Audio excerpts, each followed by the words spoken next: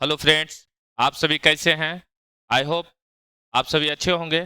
तो आज जो है से आज का वीडियो में लेकर आए हैं एलसीएम से, है ना। वास्तविक संख्या एलसीएम जो है से एलसीएम एक शेप से संबंधित है। अभाज्य गुणनखंड विधि द्वारा हल करना है समीकरण, जो भी संख्याएं दी हुई है। और इसके साथ साथ जो है से कैसे सिन्हा बुक और एनसीईआरटी दोनों जो है से मिक्सिंग है। और जो भी वीवीआई क्वेश्चन आपका पूछा जाएगा एग्जाम में वो सभी लेकर आए हैं।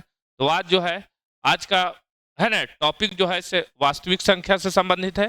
तो चलिए आज जो है इसका हम हल करते हैं इसको। देखिए, संख्याएं दी हुई है ना। संख्या जो है 4320 है, जिसको कह रहा है अभाज्य गुणनखंड विधि द्वारा इसको व्यक्त करें, अभाज्य गुणनखंड के रूप में लिखना है। हल है ना। इस संख्या को अभाज्य गुणनखंड के रूप में लिखना है। दिया हुआ है संख्या, कितना दिया हुआ है? 4320। तो सबसे पहले 4320 को, है ना, अभाज्य गुणनखंड कर देते हैं। 4300 कितना है? 20। इसको अभाज्य गुणनखंड 2 से लगाएंगे। 2 दूनी 4, 2 एकम 2, 2 छक 12 और 0। फिर 2 से लगाइए। 2 एकम 2, 1 बचा 0 बैठा है। 2 अठी 16 0। फिर 2 से लगाइए। 2 पचे 10, 2 चौक 8 0। फिर 2 से लगाइए। 2 दूनी 4, 2 सत्ते 14 0। फिर 2 से लगाइए, है ना। 2 एकम 2, 2 तिया 6, 2 पचे 10। फिर आप 3 से लगा दीजिए। 3 चौक 12, 3 पचे 15। फिर 3 से लगाइए इसको, है ना। 3 एकम 3, 3 पचे 15। फिर 3 से 5 बार में। इतना इसका अभाज्य गुणनखंड है। इसको लिखेंगे, देख लीजिए यहाँ पर 4320 का अभाज्य गुणनखंड क्या लिखेंगे? तो 2 गुने 2 गुने 2 गुने 2। कितनी बार 2 लिखा गया है? 1 2 3 4 5, 5 बार लिखा गया है। और 3 कितनी बार लिखा गया है? 3 बार। 3 गुने 3 गुने 3। और कितना लिखा गया है? 5। इसको घात के रूप में भी लिख सकते हैं। 2 के पावर 5 और 3 का स्क्वायर गुने 5। इस तरह से जो है से इसको अभाज्य गुणनखंड में हम लोग व्यक्त किए। समझ में आया? जो है से किसी भी संख्या को अभाज्य गुणनखंड, सबसे पहला नंबर अभाज्य संख्या। अभाज्य संख्या वैसी संख्या को कहते हैं जो अपने से कटे और एक से कटे, खुद से कटे और अपने आप से कटे, वैसी संख्या को अभाज्य संख्या कहते हैं। यहाँ देखिए, 2 अभाज्य, सबसे छोटी अभाज्य संख्या 2 से लगाएं, इसके बाद 3 से लगाएं, इसके बाद 5 से।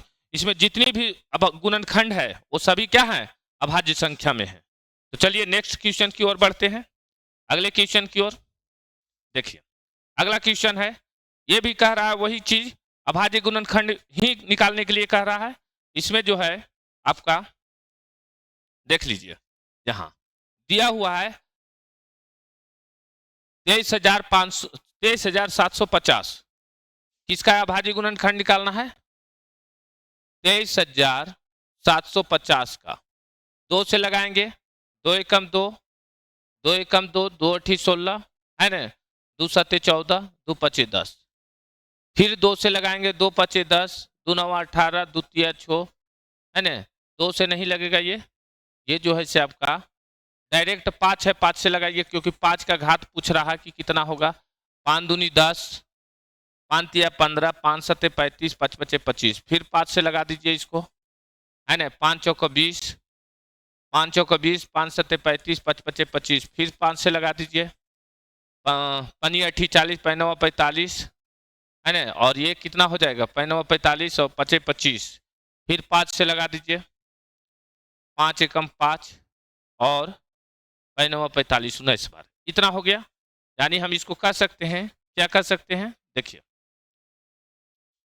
23,750 को हम लिख सकते हैं 2 गुने 5 गुने 5 गुने 5 गुने 5 गुने 19। 19 अभाज्य संख्या है। तो इसका कह रहा है ना 2, 5 के पावर कितना? 1 2 3 4 गुने 19। निकालने की बात क्या कह रहा है? कह रहा है कि 5 का अधिकतम घात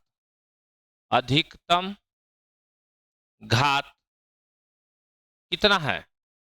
5 का अधिकतम घात कितना लिख सकते हैं? देखिए तो 5 के पावर 4, तो अधिकतम घात 4 होगा आंसर। ये घात पूछ रहा था तो घात निकाल दिए। तो इस तरह से जो है सभाज्य गुणनखंड विधि को पहले जो है गुणनखंड करेंगे, इसके बाद क्या करेंगे, इसके बाद पावर के रूप में लिखेंगे। घात पूछ रहा है तो घात बताएंगे, और नहीं तो अभाज्य गुणनखंड कहेगा तो अभाज्य गुणनखंड इसको लिख देंगे। चलिए नेक्स्ट क्वेश्चन, अगले क्वेश्चन की ओर बढ़ते हैं। देखिए ये भी पूछ रहा है, ये जो है से आपका है, इसमें कह रहा है 1440 संख्या जो है 1440 है, उसमें 2 का अधिकतम घात पूछ रहा है। 1440 है, 1440 को 2 का अधिकतम घात पूछ रहा है, तो 2 से लगाएंगे, 2 सते 14। अच्छा, लगाने का जो है पर्पस देखिए, जिसके इकाई अंक 0 हो, 2 हो, है ना, 4 हो, 6 हो, सम संख्या हो, वह 2 से लगेगा। ये बात ध्यान में रखिए। नहीं 3 रहेगा इकाई अंक में और 5 रहेगा, 1 रहेगा, वो 2 से नहीं लगेगा, ध्यान रखिए। 2 सते 14, 2 दूनी 4, 0, फिर 2 से लगाइए, 2 तिया 6, 2 6 12, है ना, 0 फिर हो जाएगा। 2 से लगाइए 180 बार में, फिर 2 से लगाइए 90 बार में, फिर 2 से लगाइए 45 बार में, फिर और लगाने की जरूरत नहीं है, 3 से लगाइए 15 या 45, फिर 3 से लगा दीजिए 5। इसको हम पूरा लिख दिए, पूरा जो है इसका अभाज्य गुणनखंड कर दिए। इसको लिखना है 1440 का अभाज्य गुणनखंड 2 गुने 2 गुने 2 गुने 2 गुने 2 गुने कितना है 2 2 4 1 5 है ना, और 5 और 3 गुने 3 गुने 5। इसको हम घात के रूप में दर्शा देते हैं, 2 के पावर 5 गुने 3 का स्क्वायर गुने 5, 5 के पावर 1 लिख सकते हैं। इसका कह रहा है कि 2 का अधिकतम घात, अधिकतम घात क्या होगा 5 आएगा। क्यों? क्योंकि 2 का घात जो है तो कितना है 5 है। देख रहे हैं यहाँ पर 2 का अधिकतम घात कितना है 5 है। तो इस तरह से इस क्वेश्चन का आंसर आ जाएगा। अगले क्वेश्चन की ओर बढ़ते हैं। वेरी वेरी बहुत बहुत इंपॉर्टेंट है, ये एग्जाम में हमेशा पूछे जाते हैं, तो आप ध्यान में रखिए इसको। देखिए ये क्वेश्चन थोड़ा सा लिखा हुआ है, जो उसको हम फिर से लिख देते हैं ताकि आप लोग समझ जाइए। थोड़ा सा क्वेश्चन में जो है से देखिए ये लिखा हुआ है क्या, क्वेश्चन को लिख देते हैं। यदि 6370 बराबर 2 के पावर m इंटू 5 के पावर n है ना, इंटू 7 के पावर k और 13 के पावर p है, यह क्वेश्चन दिया हुआ है। यदि है ना 6370 में जो है से 2 के पावर n m, 5 के पावर n, 7 के पावर k और 13 के पावर p है, तो है ना, तो m plus n plus k plus p का मान पूछ रहा है ज्ञात करने के लिए। करिए, यहां देखिए ये दिया हुआ है, इसका जो है से पावर दिया हुआ है, तो कह रहा है m plus n plus k plus p का मान क्या होगा। तो सबसे पहले हम क्या करेंगे, 6370 का अभाज्य गुणनखंड कर देंगे। तो अभाज्य गुणनखंड 2 से लगाएंगे, हमने कहा कि 0 अगर है तो 2 से लगाइए, तो 2 तिया 6, 2 एकम 2, 2 8 16, 2 5 10, फिर लगाइए। ये जो है 5 है इकाई अंक में, 5 से लगा दीजिए, 5 6 30, 5 तिया 15, 5 7 35। अब जो है 7 इकाई अंक में, 7 से लगा दीजिए, 7 9 63, 7 एकम 7, फिर लगा दीजिए 7 से, 7 91, 13 बार में 13। ये अभाज्य गुणनखंड इसका हो गया। तो हम इसको लिख सकते हैं किस रूप में, देखिए यहां हम लिखेंगे ये 6370 है, इसको ऐसे लिख सकते हैं, क्या लिख सकते हैं 6370 को 2 गुने 5 गुने 7 के पावर 2 गुने 13, सबका पावर 1 लिख सकते हैं, बराबर 2 के पावर m गुने 5 के पावर n गुने 7 के पावर k गुने 13 के पावर p। देखिए अब यहां से क्या करेंगे, ये 2 का जो पावर है 2 के साथ जो है इसे कंपेयर कर देंगे। कैसे, देखिए 2 के पावर 1 है, उसको 2 के पावर m से, है ना, तो आधार सेम हो तो पावर सेम हो जाता है, m बराबर 1 वैल्यू हो गया। फिर इसी प्रकार से 5 के पावर 1, 5 के पावर n से कंपेयर कर देंगे, आधार सेम है तो पावर भी सेम हो जाएगा, n का मान 1 हो जाएगा। फिर इसी तरह से जो है 7 के पावर 2 है, इसको 7 के पावर k से कंपेयर करेंगे तो आधार सेम है तो k बराबर 2 हो जाएगा। और यहाँ जो है 13 के पावर 1 है और 13 के पावर p है, तो सेम ही 13 दोनों जगह आधार सेम है तो p बराबर 1 हो जाएगा। यानी हमने m का मान, n का मान और k का मान और p का मान हमने निकाल लिया। तो पूछ रहा है क्या, यहाँ देखिए पूछ रहा है आपका m प्लस n प्लस, देखिए यहाँ पूछ रहा है, यहाँ बना देते हैं आंसर ला देते हैं, m plus n plus k plus p का मान क्या होगा, तो m का मान 1, n का मान भी 1, k का मान 2 और p का मान 1। तो देखिए तो 2 2 4 1 5, कितना आंसर आ जाएगा, m प्लस n प्लस, है ना, k प्लस p का वैल्यू कितना हो जाएगा, 5 आंसर आ जाएगा। इस तरह से इसको हल कर सकते हैं। सबसे पहले दिया हुआ है उसका गुणनखंड निकालेंगे, अभाज्य गुणनखंड, इसके बाद सबको पावर में करेंगे, पावर के तुलना पावर से करेंगे इक्वल आधार वाले, 2 का 2 से, देखिए 2 का जो है 2 से कंपेयर करेंगे, 5 को 5 से, 7 को 7 से और 13 को 13 से कंपेयर करके पावर को जो है से इक्वल करेंगे। और इक्वल करने के बाद सभी पावर को जो आया है पावर उसको जोड़ने के लिए कह रहा है, तो जोड़ने पर 5 आया आंसर। तो इस तरह से जो है से इसका आंसर, इस प्रकार के क्वेश्चन को आंसर इस, है ना, 5 आएगा। अगले क्वेश्चन की ओर बढ़ते हैं। देखिए दिया हुआ है यहां अभाज्य गुणनखंड विधि द्वारा हल करें, पूर्णांक दिया हुआ है इसमें 6 और 12, दो पूर्णांक है, दो संख्याएं दी हुई है, 6 है और 12 है, 12 नहीं 6 और 12 है। कह रहा है इसका HCF और LCM ज्ञात करें, इसका HCF और LCM ज्ञात करें। देखिए ये तो आसान है, HCF LCM अगर ज्ञात करने के लिए कहेगा तो अब एक अलग विधि होता है, भाग विधि द्वारा भी कर सकते हैं, है ना। यहां कह रहा है अभाज्य गुणनखंड विधि द्वारा हल करें, तो सबसे पहले 6 का जो है 6 जो दिया हुआ है संख्या, उसका जो है अभाज्य गुणनखंड करेंगे। 6 को हम तोड़ेंगे, छोटा है तो इसको 2 गुने 3 टूट सकता है, 3 गुने 2 भी कर सकते हैं। और 20 है, 20 को 2 गुने 2 गुने कितना हो जाएगा, 2 गुने 2, है ना, गुने 5, ये आ जाएगा। अब सबसे पहली बात है कि HCF जो कॉमन फैक्टर रहता है दोनों में मौजूद होता है ना, 2 इसमें है 2 इसमें भी है, 2 इसमें नहीं है, 3 है तो 3 इसमें नहीं है, तो इसको नहीं लेना है। तो HCF का आंसर पूछे कि HCF इसका क्या होगा, तो 2 लिख देंगे आंसर। HCF कितना आ जाएगा, 2, 6 को भी काटेगा और 20 को भी।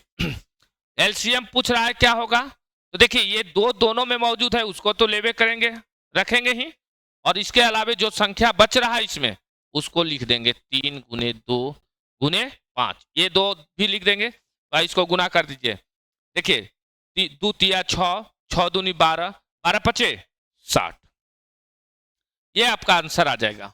यानी 6 और 20 का LCM जो है HCF 2 होगा और LCM 60 हो जाएगा। इस तरह से अभाज्य गुणनखंड विधि द्वारा हम जो है HCF और LCM ज्ञात कर सकते हैं। ये तो 2 संख्या रहे, 3 संख्या रहे, 4 संख्या रहे, दिया हुआ रहे, और सभी का इसी विधि द्वारा जो है से हल करेंगे। चलिए अगले क्वेश्चन की ओर बढ़ते हैं। अगले क्वेश्चन की ओर देखते हैं। दिया हुआ है, देखिए यहां कह रहा है पूर्णांक निम्नलिखित युग्मों में HCF और LCM ज्ञात करें तथा सत्यापित करें। क्या सत्यापित करें कि 2 संख्याओं का गुणनफल बराबर HCF गुने LCM होगा। यहां पर ध्यान देने वाली बात है कि इसमें 2 पूर्णांक दिया हुआ है। क्या दिया हुआ है, 2 पूर्णांक आपका दिया हुआ है। कौन कौन दिया हुआ है, 2 संख्याएं, यहां देख लीजिए। संख्याएं जो है हल करने के लिए संख्याएं जो दिया हुआ है 96 है, और क्या दिया हुआ है 404 दिया हुआ है। सबसे पहला काम क्या करेंगे कि यहाँ जो है से 96 का जो है से अभाज्य गुणनखंड ज्ञात करेंगे। 2 से 48 हो जाएगा, 2 से 24 हो जाएगा, फिर 2 से 12 हो जाएगा, 6 हो जाएगा, 2 से 3 हो जाएगा। 404 को हम करेंगे अभाज्य गुणनखंड, 2 से 2 दूनी 4, 0 2, फिर 2 से लगाएंगे, 2 एकम 2, 0 2 एकम 2।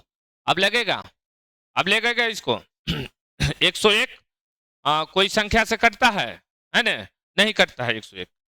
101 कोई संख्या से नहीं कटता है, तो इसको हम क्या लिखेंगे? देखिए यहां पर दोनों को सजाकर लिख देंगे, दोनों का मान को, है ना?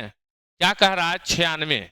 96 को लिख सकते हैं 2 गुने 2 गुने 2 गुने 2, कितनी बार? 5 बार, गुने 3।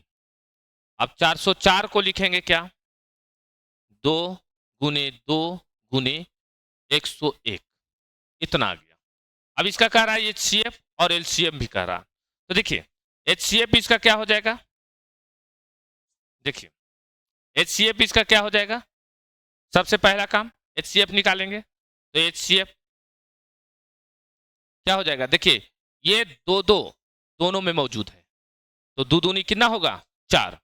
HCF तो 4 हो जाएगा। पर LCM देखिए, LCM में थोड़ा डिफरेंट हो जाएगा। ये जो 4 है दोनों में, वो 4 ले लेंगे। इसके बाद ये कितने? 2 दूनी 4, 4 दूनी 8, ये 2 गुने 2 गुने 2 गुने 3 गुने 101, इसको भी लेंगे। अब सभी को गुना कर देंगे, 4 दूनी 8, 8 दूनी 16, 16 दूनी 32, 32 दिया, 32 दिया, 3 दूना 6, 3 दिया 9, है ना? 96 आता। 96 को 101 में गुना करेंगे तो कितना होगा? 96 आ जाएगा, है ना? 101 को 96 से गुना कर दीजिए तो 96 6 0 6, फिर इसको गुना करेंगे 9, है ना? 0 9, यानी 96 96, इतना आंसर आ जाएगा। ये आ गया आपका HCF और ये LCM। अगर सत्यापित करने की बात कहा जाए, तो सत्यापित करने की बात आपको कहा जाए तो कहा जाता है कि दो संख्याओं का गुणनफल HCF गुने LCM।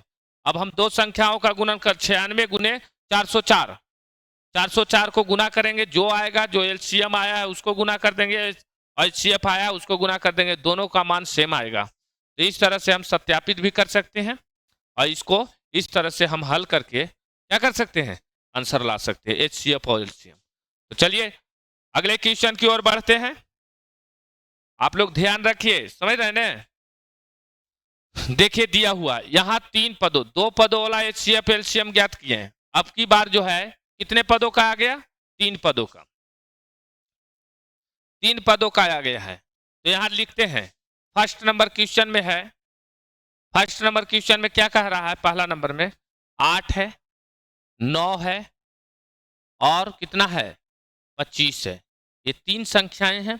इसका कह रहा है अभाज्य गुणनखंड विधि द्वारा HCF और LCM ज्ञात करना।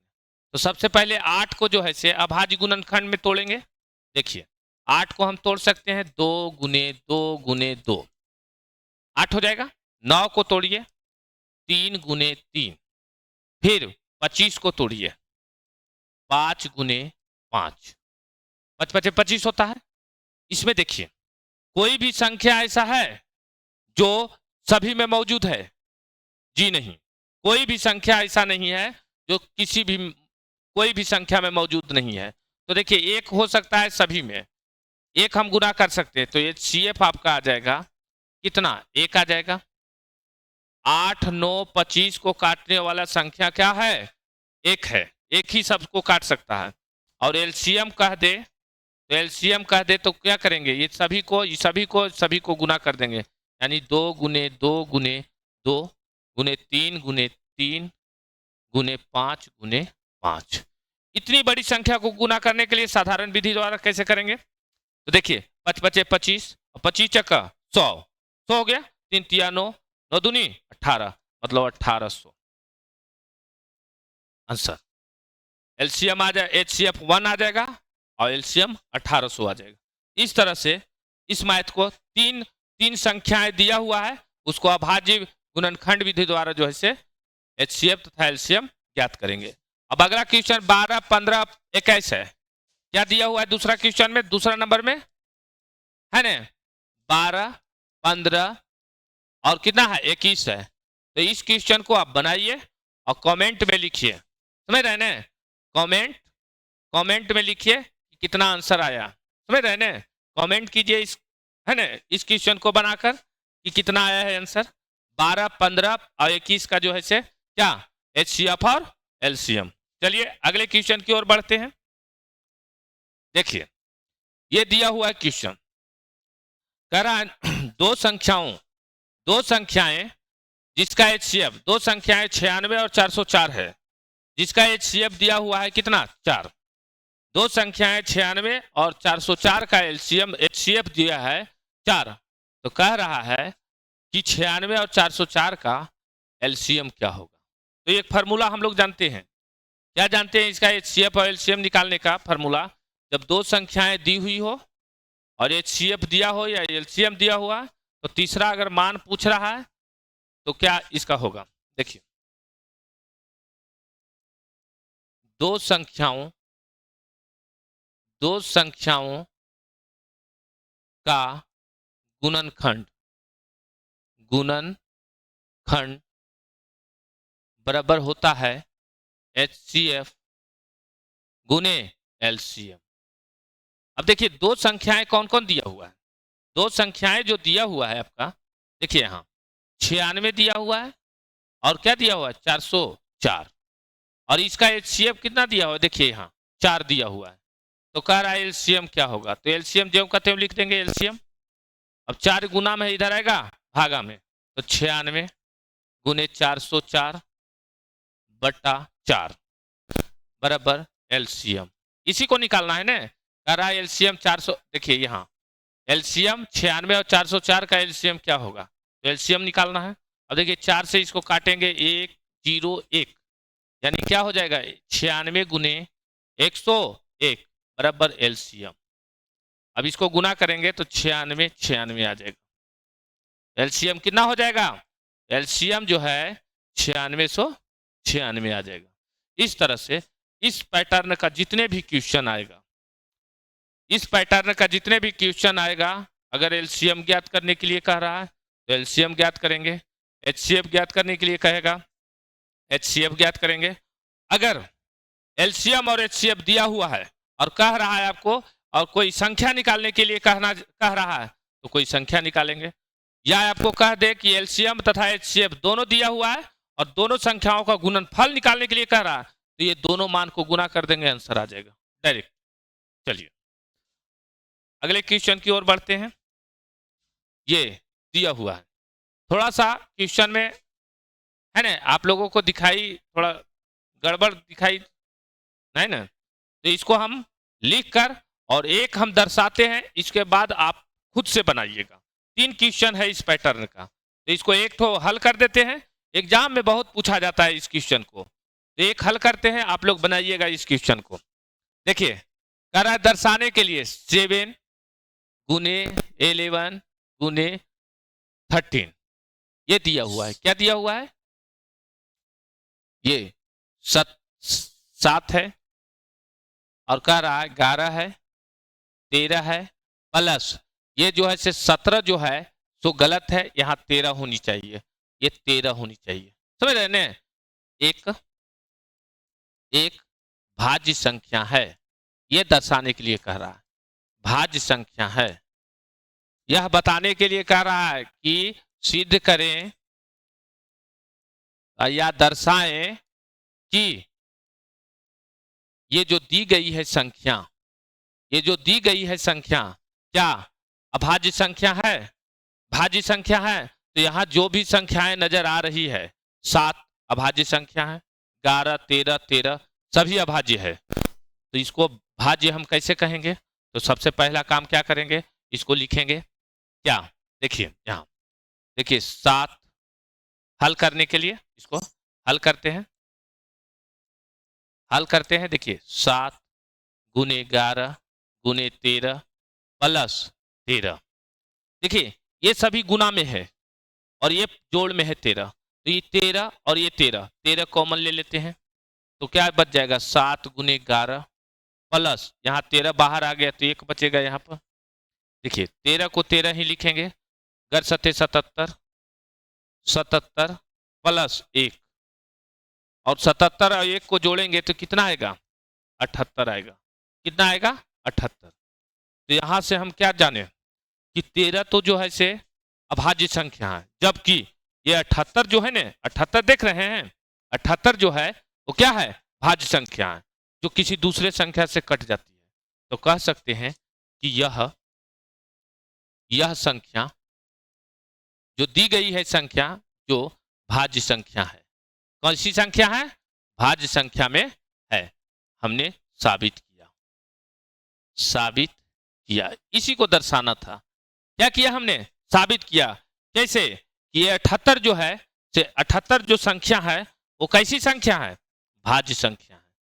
78 जो है से क्या है भाज्य संख्या और भाज्य संख्या का गुणनफल जो है तो क्या होगा भाज्य और भाज्य संख्या का गुणनफल करेंगे गुना करेंगे तो क्या प्राप्त होगा हमें भाज्य संख्या ही प्राप्त होगा। तो इस तरह के जो है से दूसरा तीसरा आपका जो है से क्वेश्चन देखिए यहाँ 7 गुने 5 गुने 7 गुने 13 -5 है, इसको भी हम दर्शा देंगे और इसको भी दर्शा के देखिए क्या आता है भाज्य होता है कि अभाज्य होता है।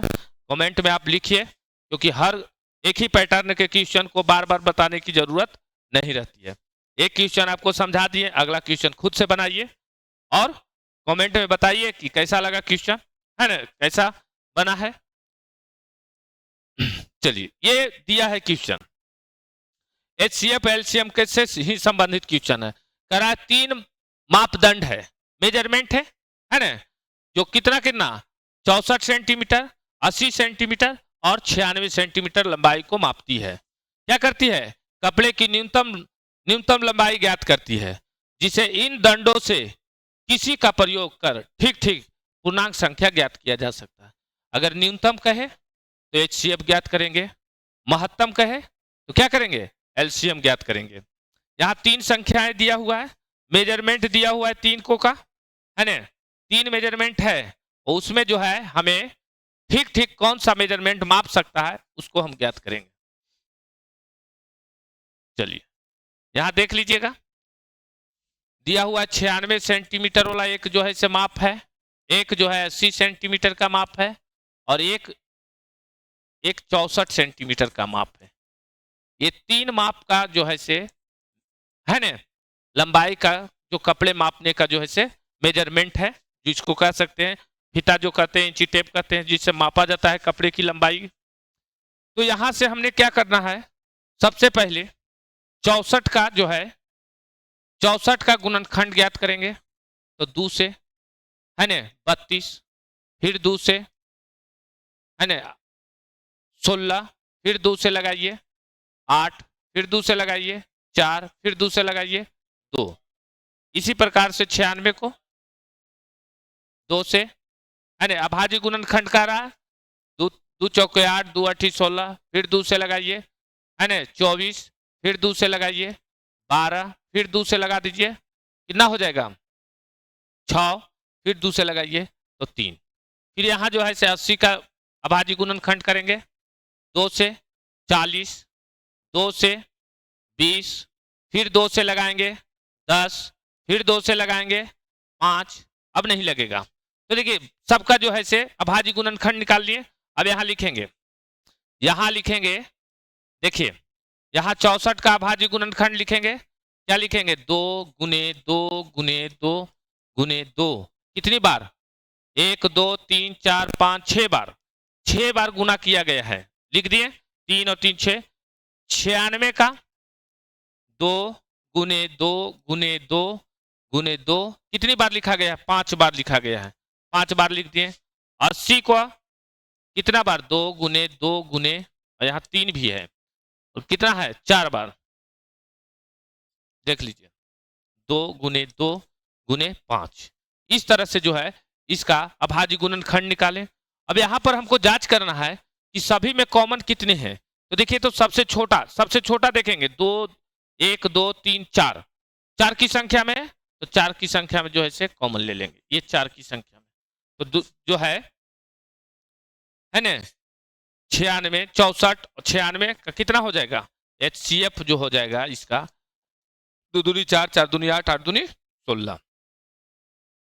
16 सेंटीमीटर का मेजरमेंट जो रहेगा ना, 16 सेंटीमीटर का मेजरमेंट जो रहेगा, ये तीनों माप को है जो दी गई है, तीनों माप को ठीक ठीक माप सकता है। लंबाई को क्या कर सकता है, कपड़े की लंबाई को ठीक ठीक माप सकता है। कितने सेंटीमीटर लंबाई के जो है से माप होनी चाहिए, 16 सेंटीमीटर के माप होगा, तो ये कपड़े की लंबाई को ठीक ठीक माप लेगा। समझ रहे हैं? चलिए, ये जो है सो 3 पात्र है, 3 पात्र दिया हुआ है जो जिनमें जो है से दूध रखा गया है। 3 पात्र है, 3 पात्र है, बर्तन जिसको कह सकते हैं, टीन कह सकते हैं, कुछ भी कह सकते हैं, है ना। जो देखिए 3 पात्र है जिसमें दूध रखा गया है, तीनों पात्र अलग अलग है। देखिए, एक 27 लीटर दूध रखा जाता है और दूसरा 36 लीटर दूध रखा जाता है और तीसरे बर्तन में 32 लीटर दूध रखा जाता है। और कह रहा है इसका ऐसा कौन से बड़े माप रखा जाए जो तीनों को ठीक ठीक माप सके, तीनों बर्तनों के दूध को ठीक ठीक माप सके। तो सबसे पहले तीनों का जो है से हम क्या करेंगे, अभाज्य गुणनखंड करेंगे। 27 का करेंगे 3 गुने 3 गुने 3 हो जाएगा। 36 को करेंगे 2 गुने 2 गुने 3 गुने 3। फिर 72 को करेंगे, देखिए 36 दूना 72 होता है, तो ये जो दिया हुआ है तो 2 की संख्या एक बढ़ जाएगी, है ना। 3 गुने 3, ये आसान है, छोटी छोटी संख्या है तो इसको आप गुणनखंड नहीं करके डायरेक्ट हम निकाल सकते हैं। तो देखिए यहाँ पर 2 की संख्या ये ऊपरी वाला में 27 में 2 की संख्या नहीं है, और देखिए 3 की संख्या जो है से 2 सब में है, तो 2 सब में है, तो इसको हमने क्या करना है, घेरा लगा देना है। तो ये HCF क्या हो जाएगा, HCF देख लीजिए ध्यान से, 3 तिया 9, 3 गुने 3 यानी 9, यानी 9 लीटर। 9 लीटर का जो है से बर्तन रहेगा, 9 लीटर का बर्तन जो रहेगा वो तीनों पात्रों को, इसको और इसको, तीनों पात्रों को ठीक ठीक दूध को क्या कर सकता है, माप सकता है। 9 लीटर के बर्तन, तो इसका HCF अभाज्य गुणनखंड विधि द्वारा निकाल लेंगे। और है ना, चलिए अगले, इस तरह से जो है से आज का सेक्शन जो है HCF और LCM निकालने के लिए पूर्ण रूपेण से अभाज्य गुणनखंड विधि द्वारा हल कर दिए। जितने भी क्वेश्चन अब आवेगा एग्जाम में, इससे ज्यादा तो नहीं आ सकता है मेरे मेजरमेंट के हिसाब से। और आप लोग जो है से खुद से सेल्फ स्टडी भी कीजिए, ताकि जो भी और छोटा बड़ा हो उसको आप बुक से या जो है से मॉडल पेपर जहां भी मिले क्वेश्चन बैंक, उससे हल कर सकते हैं। तो आज के लिए हमें आज्ञा दीजिए, धन्यवाद, फिर मिलेंगे।